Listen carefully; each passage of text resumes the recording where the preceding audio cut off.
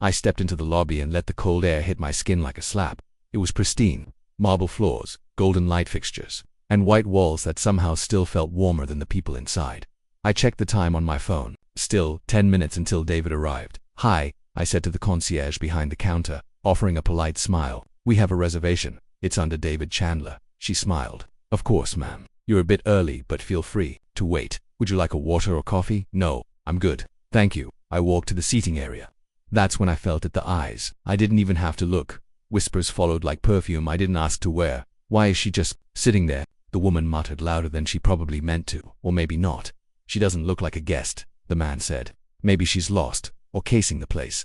Casing the place. I turned my head. Slowly, my eyes met hers, first-eyed blonde. Curls, gold hoop earrings too big for her face, and a sneer that looked permanent. Then his gray polo, expensive watch, smugness carved into every wrinkle. I didn't say a word, not yet. The concierge came around the counter and offered a menu. I nodded, pretending to look at it. Anything to focus my hands. A sharp voice rang out again. "Excuse me, Mrs. Langston," because of course that was her name, was waving at security. The guard walked over. Middle-aged, white, buzz cut. "Name tag," said Ron. "She's been sitting there for 15 minutes. Mr. Langston," said, motioning toward me like I was a stain on the couch. "She doesn't seem to belong." Ron approached me cautiously, like I might explode or disappear. "Ma'am," he said, "do you have a reason to be here?" My heart thudded loud enough to make my ears ring. I stood up slowly. "Yes," I said, trying to keep the tremble out of my voice. "I'm waiting for my husband. We have a room booked." Mrs. Langston scoffed. "She's clearly making that up." I turned. "You don't even know me." She laughed, bitter and sharp. "We know enough." Ron held up a hand. "Ma'am, I just need to confer with the front desk. I already checked in with them," I said, louder now. "Ask Erica." He looked over his shoulder. Erica nodded politely, looking unsure. "I'm not causing trouble," I added. "I'm literally sitting in a chair." "We're just doing our job," Ron muttered, glancing back at the Langstons. "No," I said, "you're doing their job." His lips pressed into a thin line, but he didn't argue. I sat back down. Every part of me burning, I stared at the marble floor, counting the veins in the stone. 1, 2, 3. My chest was tight, my throat closing in. I didn't cry. I wouldn't. Mrs. Langston leaned into her husband, pretending to whisper. Entitled. I wanted to scream, but instead, I said nothing. I just breathed through the weight, through the anger, through the humiliation. David was late. He was never late. I imagined him walking through the door, seeing me surrounded by strangers, questioning my right to exist in this space. I imagined the look on his face, cool, quiet, dangerous, but he wasn't here yet. Ron still hovered nearby, pretending to check his radio. Mr. Langston crossed his arms. "We pay good money to feel safe here." "From me?" I asked, snapping my head up. "You feel unsafe from me?" "Let's not make this a scene," he said. I laughed under my breath. "It became a scene the moment you opened your mouth. Mrs. Langston, people like you always think everything is about race." My voice went cold. "That's because it always is." They didn't reply. Erica came over quietly. "I just confirmed your room, ma'am. Your husband should be arriving shortly. I'm sorry for the inconvenience." I nodded. "Thank you." I looked up at Ron. "We done here?" He hesitated. "Yes, ma'am." I could feel everyone watching me now, like I was something they could study, name, and dismiss all at once. I checked my phone again. Still no David. I leaned back. Let the silence stretch. Let them sit in it. Let it get uncomfortable, because for once I wasn't the one who needed to shrink. I heard the sharp click of heels before I saw her, you know. Mrs. Langston's voice sliced through the lobby air. "This place is private." I didn't even turn. "Good thing I'm a guest." "Oh, really?" she said, drawing closer. "Are you sure you're in the right building?" I'm sure. I kept my voice low but firm. My hands were folded neatly in my lap, but my heart was starting to pound again. Mr. Langston's voice joined in, deep, smooth, poisonous. "You must be mistaken. There's a cheaper place just down the road." I stood slowly. "No mistake. I'm exactly where I'm supposed to be." He looked me over like I was a stain on polished glass. "You say that, but you people always find ways to make yourselves seem like you belong." My teeth clenched. "What do you mean, you people?" Mrs. Langston stepped in front of me as I moved to walk away. "Don't be so sensitive.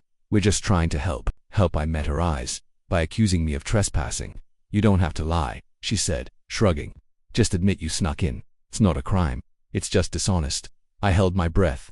I knew that if I let the anger rise, it would become theirs to weaponize. I forced a calm into my voice. "I didn't feel—" "What exactly makes you think I don't belong here?" They blinked. Mr. Langston cleared his throat. "The way you look, the way you act. Your kind always causes problems." There it was, the truth, naked and proud. "My kind," I repeated, soft but sharp. Mrs. Langston smiled like she'd won something. "Entitled, loud, always playing victim. You know what I mean." Every part of me wanted to scream, but I didn't. I remembered what my mother always said. Control your reaction, or they'll control your story. So I said nothing. Not at first. Then, I leaned in slightly, voice a notch above a whisper. You should be careful who you humiliate. Life has a funny way of humbling people. Mr. Langston scoffed. Is that a threat? No, I said, still looking him in the eye. It's a promise I've seen fulfilled, over and over. Mrs. Langston took a step back, just a little, enough to show she wasn't as fearless as she wanted me to believe. I'll call security again, she snapped. You're making a scene. Not yet, I said, folding my arms, but keep pushing. Her lips parted like she had something else to say, but a voice came from behind us. Is there a problem here? Erica, the front desk woman, stood stiffly. Her eyes darted between us.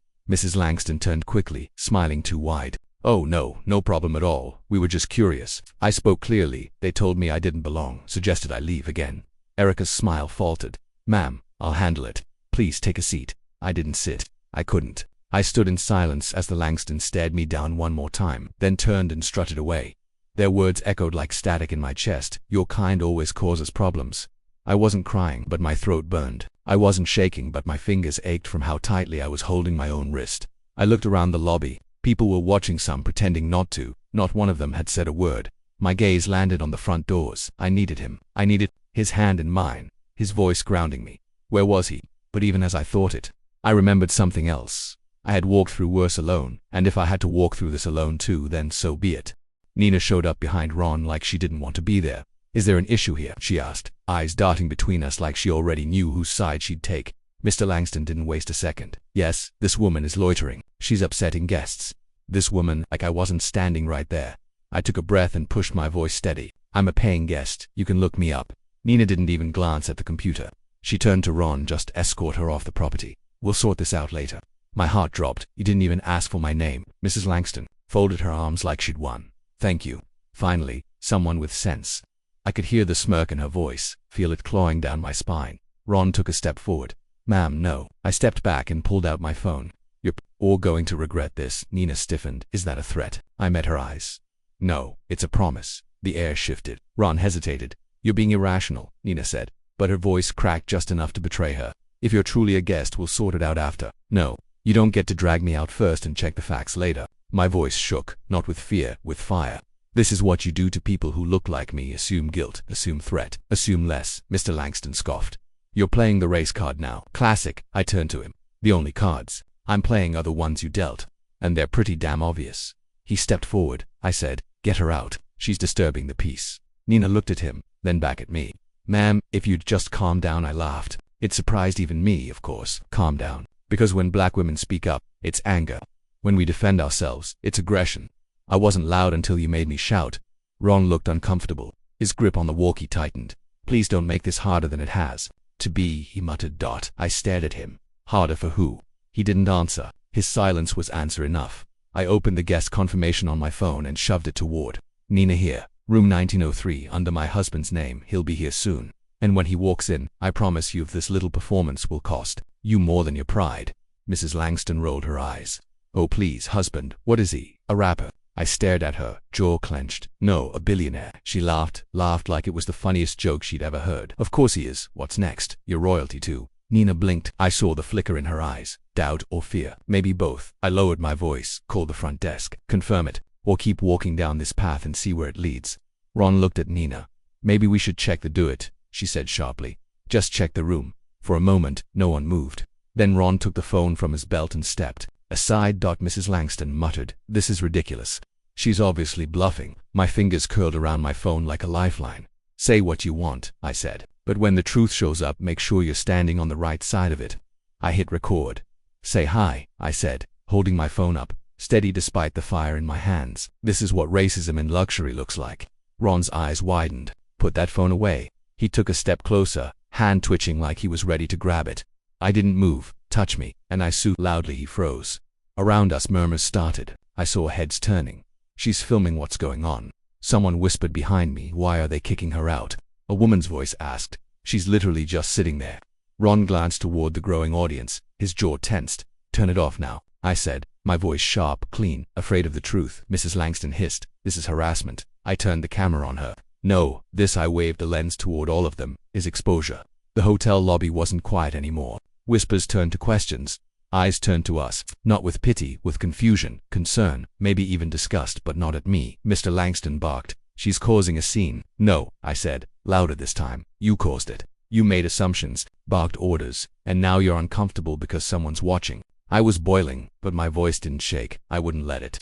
Not in front of them, not this time. A teenage boy nearby said, "Yo, she said she's a guest. Why not just check?" Ron growled under his breath. "Turn off the phone." "You have a badge, Ron," I snapped. "Use it for justice, not damage control." His hand hovered near his belt. Not a weapon, the walkie. He didn't touch it. A woman in a business suit stepped forward. I saw her walk in earlier. Alone, come. She wasn't bothering anyone. I looked at her. "Thank you." Ron shifted. "This is getting out of hand." "No," I said quietly. "This is what happens when you try to throw someone out just because they don't fit your idea of wealth." Mrs. Langston scoffed. "She's manipulating you all." I raised the phone again. This woman called security on me because of my skin, because in her world, black means threat. People were filming now, not just me. I counted 4 phones up, maybe 5. I looked back at Ron. "Go ahead. Try again. Or maybe just check the system." He didn't answer that silence. It tasted like control, like the shift I'd waited for. Like maybe, just maybe, they were finally seeing it. "Can I talk to you?" Erica's voice was barely above a whisper, like it hurt her throat to speak. I looked at her really. Looked at her. The kindness in her eyes felt honest.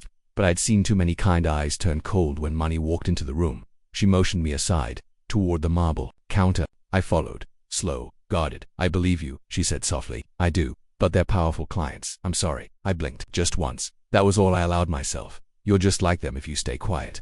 Her lips parted like she wanted to protest. Nothing came out. She looked down, behind me. Heels clicked like a countdown. Mrs. Langston's perfume hit my nose before her voice did. "Still here," she said sweetly. "He's not coming, sweetheart." I didn't answer. Mr. Langston chimed in from across the lobby. "Maybe he saw you on camera and changed his mind." My hand curled around the strap of my purse. Tight. I stayed silent. "You know how these things go," he added, mock sympathy, dripping off each syllable. "Men make promises. But the moment they see a scene enough," I said. I didn't raise my voice. I didn't need to. I walked away, back to the same damn chair I'd been waiting in. I sat, straight spine, chin high. But my hands were shaking. What if they're right? What if he saw all of it? The phone, the standoff, the embarrassment. Hand decided I wasn't worth the trouble. What if I'd crossed some invisible line, and this was the cost? I stared at the polished floor, counting my breaths. 1, 2, 3, 4. "Don't cry. Don't you dare give them that." My phone buzzed. Not a call, just a news alert. I locked it again. Across the lobby. Mrs. Langston laughed at something her husband said. Erica still hadn't moved. Her eyes flicked between us, nervous and guilty. "Poor girl," Mrs. Langston whispered. Just loud enough. Clinging to a fantasy. They thought they'd broken me. They thought sitting there alone was my surrender. They didn't know that I'd sat alone at far worse tables. I'd been left behind before. I'd been ignored, overlooked, dismissed, but never erased. I pressed my hands together tightly. I wasn't waiting for a man. I was waiting for a reckoning. Ron's hand wrapped around my arm like he owned me. "Ma'am, this is your final warning," he said. Final warning, like I was a threat, like I was a problem to remove instead of a human being with rights, dignity, a name. I looked at his hand, then at his face. "Let go of me." He didn't. My voice had steel in it, but my heart was pounding.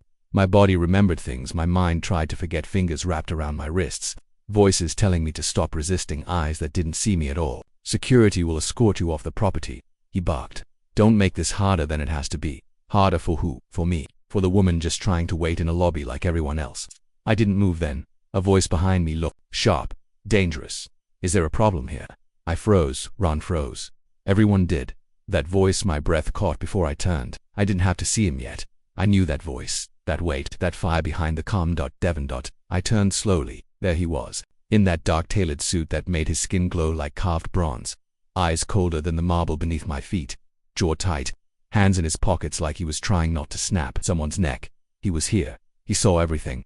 Ron's hand dropped from my arm so fast you'd think I was made of acid. The Langstons, they looked like statues cracking under pressure. Mrs. Langston's voice slipped out like butter, melting too quickly.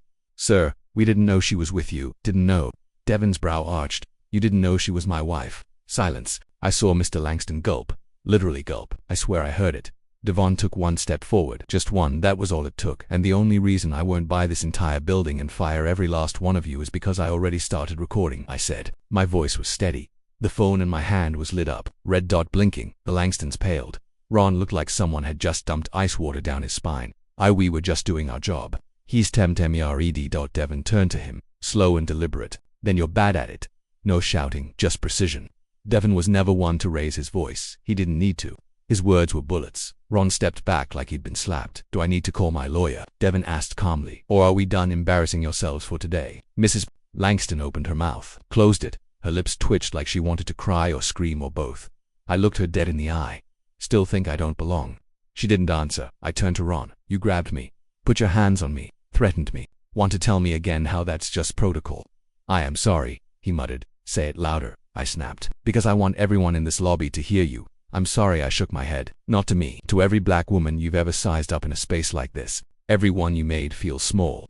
Every one you assumed didn't belong." He said nothing. Devon placed a hand on the small of my back. That simple gesture, it grounded me, reminded me I wasn't alone.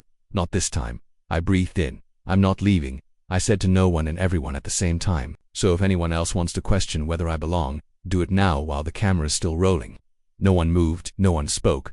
The Langstons backed up like they were allergic to accountability. Erica peeked out from behind the desk, eyes wide, mouth slightly open. She looked at me like she wanted to say something, but she didn't. "Not yet."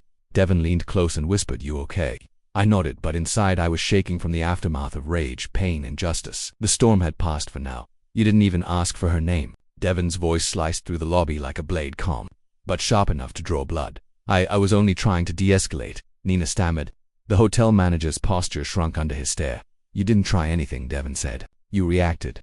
And you listened to the loudest liars in the room." My heart thudded. I stood behind him, still trembling. His presence felt like armor, but the humiliation still clung to my skin. Nina folded her arms tightly.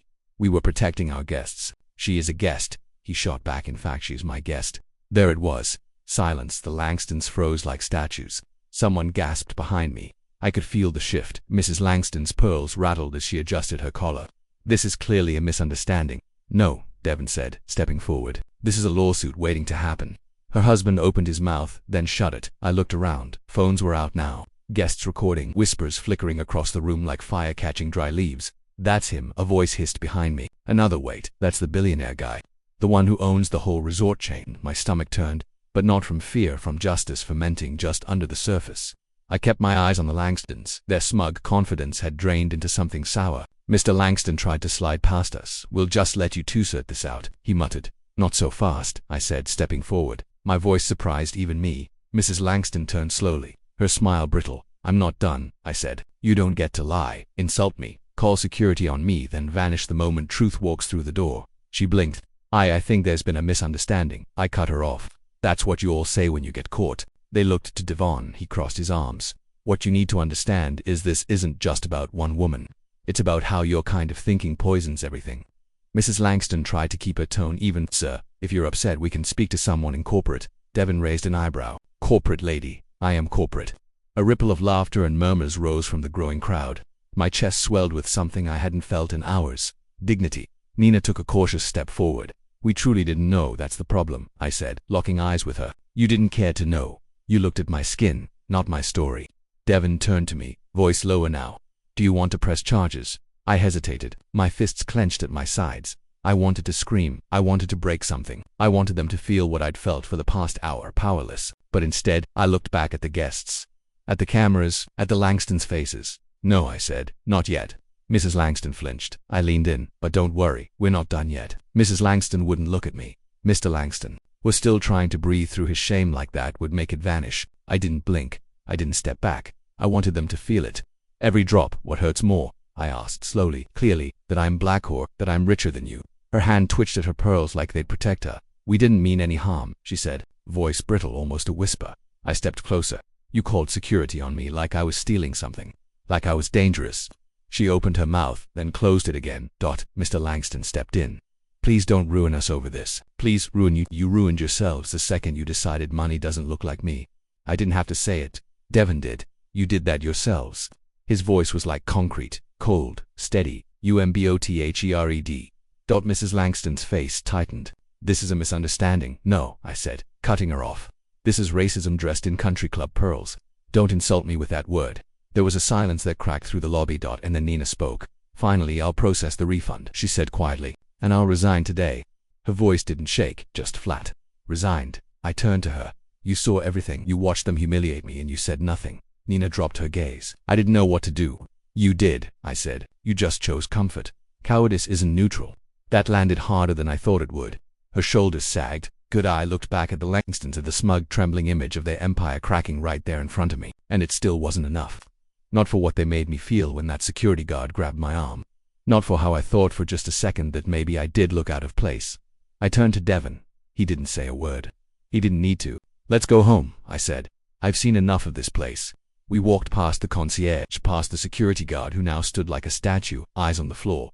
Let them watch, let them not look away now. I wasn't ashamed, not anymore. I was the reckoning they never saw coming. The car was quiet, the kind of quiet that hums in your bones after a war. Street lights blurred past us. Devon's hand was on the wheel, but his eyes kept flicking toward me like he was waiting for me to breathe. I almost believed them. I finally said. My voice didn't crack, but it came close. For a moment I really did. He didn't rush to answer. "That's what they want," he said softly. Silence. Doubt. For people like us to question our worth. I looked out the window. My reflection stared back, tired, but standing, bruised but still mine. They almost had me, but they didn't. "No," I said, turning to him. "Because I didn't shrink." Devon nodded once, his grip on the wheel loosening. "You didn't run. You didn't apologize for taking up space. That matters, that word space. I'd spent so much of my life asking for less of it, folding myself small, smiling to make others comfortable. Is it always going to be like this?" I asked. "Always proving we belong?" "Maybe," he said, "but we won't always be proving it alone." I didn't respond. I didn't have to. The silence between us felt earned. Then I glanced at him. "Promise me something. Anything." I hesitated, then smiled, just a little. "Next time we check in, make sure they know my name first." His laugh was sharp and warm, cutting through the ache. "That," he said, "I can absolutely do." I leaned back against the seat, letting my body finally unclench. The tears came quietly this time, no sobbing, no gasping, just slow, steady drops that slid down without asking permission.